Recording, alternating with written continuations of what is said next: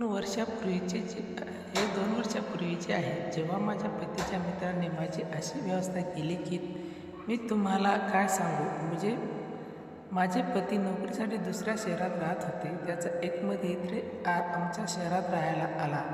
माझ्या पतीने माझी ओळख करून दिली आणि त्यांनी आपल्या मित्राला सांगून गेले की अमोल, काही काम पडले तर तुझ्या बहिणीची मदत कर आणि बाजारातून सामान आणून घरी पोहोचवून दे.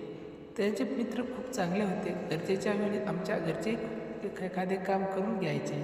एक दिवशी जेव्हा माझे पती घरी नव्हते तेव्हा त्याचा तो मित्र, जो नेहमी मला अशा नजरेने बघायचा जणू त्याने माझ्यासारखी सुंदर स्त्री कधीच पाहिलीच नसेल. माझे नाव कोमल आहे. माझे वय 26 वर्ष आहे. मी तुम्हाला माझ्यावर भीती ही गोष्ट सांगायची निघाली आहे. एक दिवसाची गोष्ट आहे. त्याने माझ्या दरवाजावर थाप मारली. मला आधीच कळाले होते, कारण त्याच्या नजरा नेहमी माझ्यावर असायच्या. तसे तो माझ्या पतीपेक्षा जास्त स्मार्ट होता आणि माझे मनही त्याच्याकडे झुकले होते. दरवाजा वाजला तर मी विचारले, कोण आहे. बाहेरून आवाज आला, वहिनी, मी लोकेश आहे.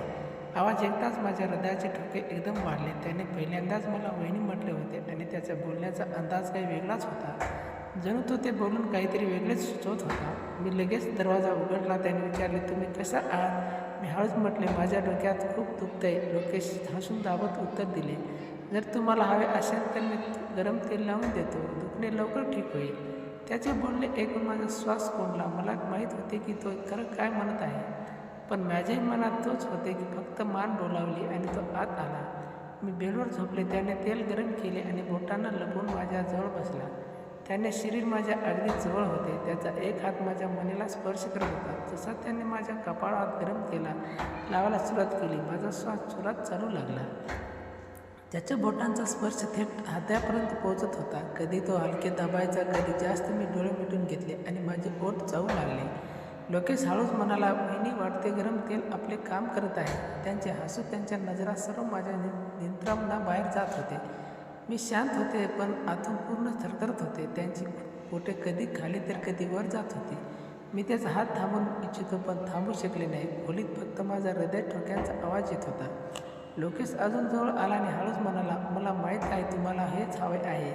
मी त्याच्याकडे पाहिले. त्याच्या डोळ्यात तीच भूक होती जी मी अशीच अनुभवली होती. मी काहीच बोलले नाही, फक्त मान खाली घातली. त्याने गरम तेल साईडला टेबलवर ठेवले आणि जवळ आला. आता आमच्या दोघांमध्ये फक्त एक पाऊल अंतर होते. माझी बोट त्यांच्या हातात लागली आणि मला जणू शॉक बसला. मी हळूच म्हटले, लोकेश. त्याने हसून उत्तर दिले, बस वहिनी, आता मी समजले. खोलीतील हवा गरम झाली. दरवाजा बंद होता. पती घरी नव्हता. मी आणि लोकेश एक अशा वळणावर होतो की तिथून फिरता कठीण होते. लोकेश सरळ माझ्या डोळ्यात पाहून लागला. त्यांना नजरा अशा होत्या ज्यात पूर्ण शरीर न्याळत होता.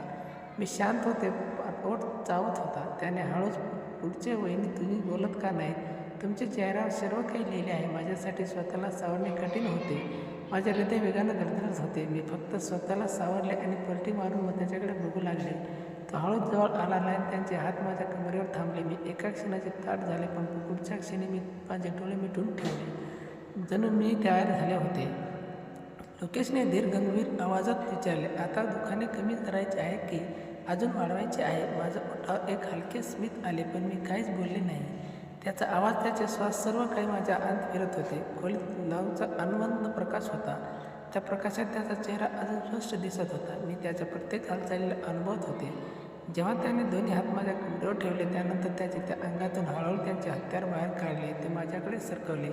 मित्रांनो, आता याचा पुढे काय झाले ते जाणून घ्यायचे असेल तर व्हिडिओला लाईक करा आणि खाली जे लाल रंगाचे सबस्क्राईब बटन दिसेल आहे त्यावर क्लिक करा.